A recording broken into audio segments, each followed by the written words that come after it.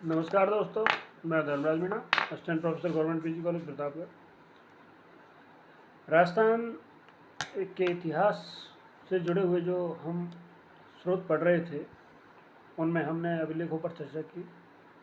उससे आगे मैं आज आप लोगों से पुरातात्विक स्रोतों के दूसरे हिस्से, मतलब जो पार्ट्स हैं, उनमें आज सिक्कों पर चर्चा करने जा रहा हूँ, कॉइन्स।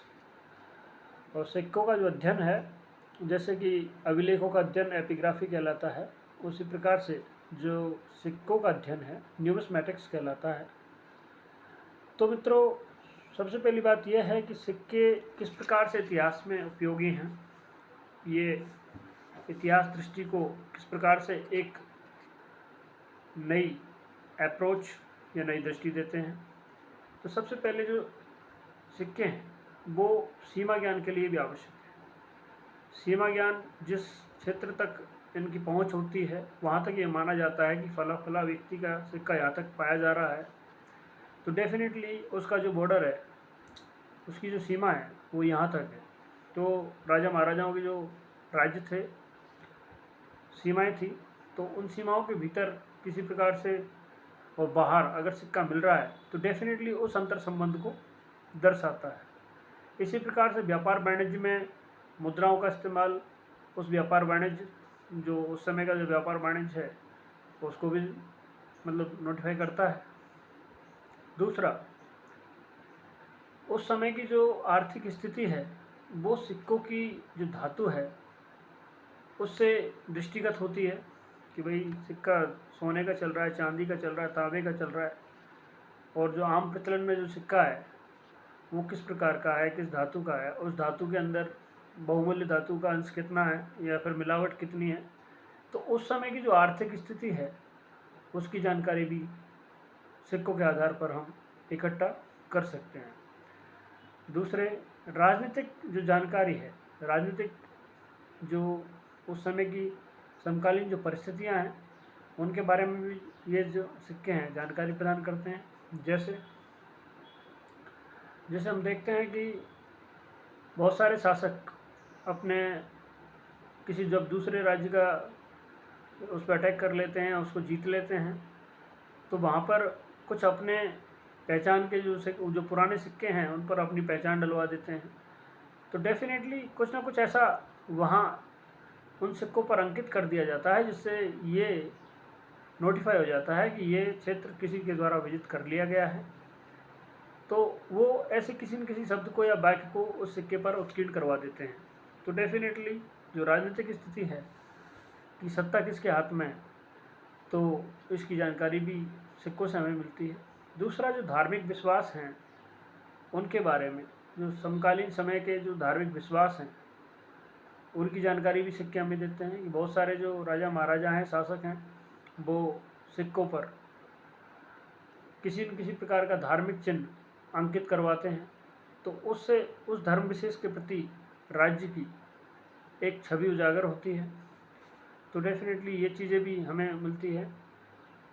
तो धार्मिक, राजनीतिक, आर्थिक और सांस्कृतिक और व्यक्तिगत जो रुचियां हैं शासकों की, उनका भी उनसे पता चलता है। एक तो तिथि निर्धारण भी होता है, बहुत सारे सिक्कों पर तिथियां दी रहती हैं, तो उस समय विशेष की हमें गणना करने में आसानी होती है। दूसरा, जो जैसे कि व्यक्तिगत रुचियां हैं, जैसे समुद्रगुप्त के जो सिक्के मिलते हैं तो उनमें उसको वीणा बजाते हुए दिखाया गया है, तो वीणा के प्रति उनका लगाव, तो इसका मतलब वो संगीत प्रेमी थे। अब आगे हम इसी प्रकार से देखते हैं कि जो सिक्के हैं, जैसे चित्तौड़ फतेह करने के बाद वहाँ पर एक सिक्का चलाया गया एलची नाम से अकबर के द्वारा, तो वो उस परिस्थिति विशेष में जो विजय हासिल हुई और उस समय की जो घटना है उसको अंकित करने के लिए उन्होंने ये सिक्का प्रचलन में लाए। दूसरा, इसी प्रकार से जो जनजीवन से जुड़े हुए जैसे पशु पक्षी हैं उनका भी अंकन इन पर किया गया है कि बैल का, कहीं बैल का अंकन हो रखा है, कहीं देवी देवताओं का जैसे लक्ष्मी का अंकन हो रहा है। तो इस प्रकार से ये धार्मिक विश्वास और ये जो मनोभाव हैं इनका चित्रण किसी न किसी प्रकार से सिक्कों पर किया गया है।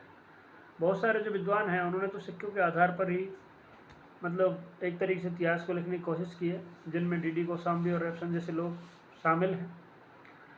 तो मित्रों, हम जब इस मुद्रा शास्त्र को पढ़ रहे हैं तो हम राजस्थान के संदर्भ में बात कर लेते हैं। तो राजस्थान में जो विभिन्न रियासतें थी, उन रियासतों में अलग अलग प्रकार के सिक्के चलते हैं।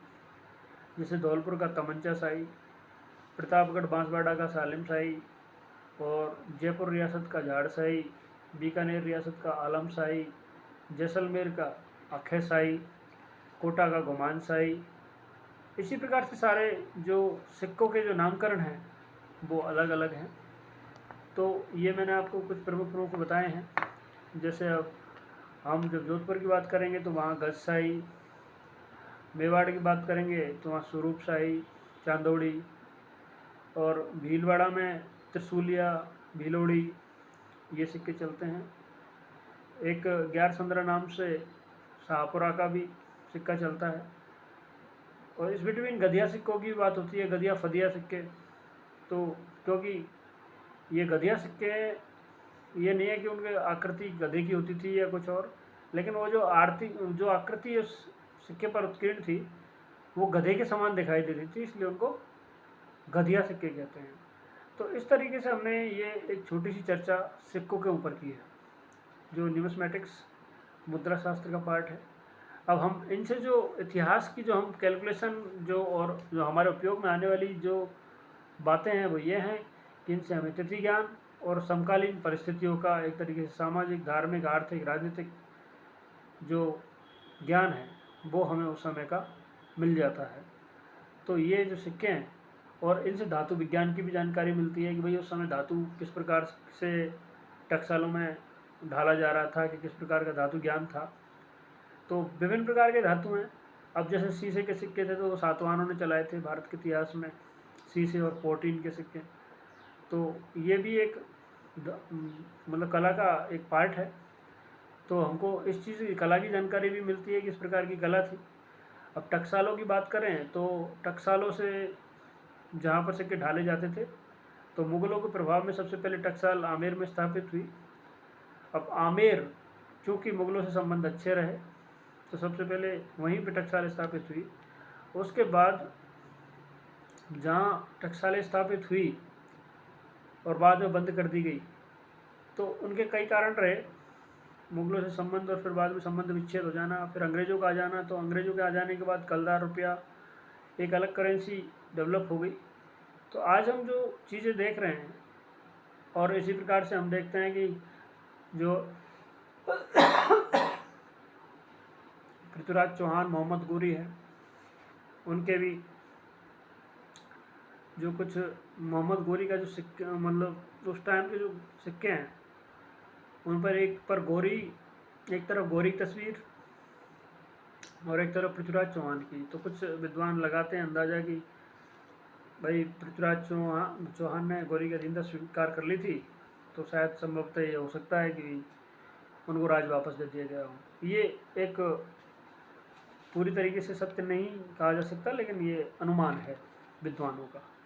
तो इसी प्रकार से अजय देव जो अजय राज थे, वो अपने सिक्के पर एक तरफ अजय देव लिखवाते हैं और दूसरी तरफ मतलब लक्ष्मी का चिन्ह अंकित करवाते हैं। इसी प्रकार से जो सोमेश्वर हैं उनका अपना एक तरफ अपना नाम और दूसरी तरफ बैल की आकृति। तो इस प्रकार से मतलब कहीं ना कहीं से कोई ना कोई अपने अधिष्ठाता या फिर अपनी जो चीज़ को जो सगुन मानता, तो उन प्रतीकों को उनमें शामिल करते थे। तो सिक्कों से इस प्रकार से हमें जो जानकारियाँ मिलती हैं उसका एक संक्षिप्त वर्णन हमने देखा है। तो मैं उम्मीद करता हूँ कि आप लोग एक हल्का सा नॉलेज इनके बारे में बना पाए होंगे। Thanks for watching. धन्यवाद।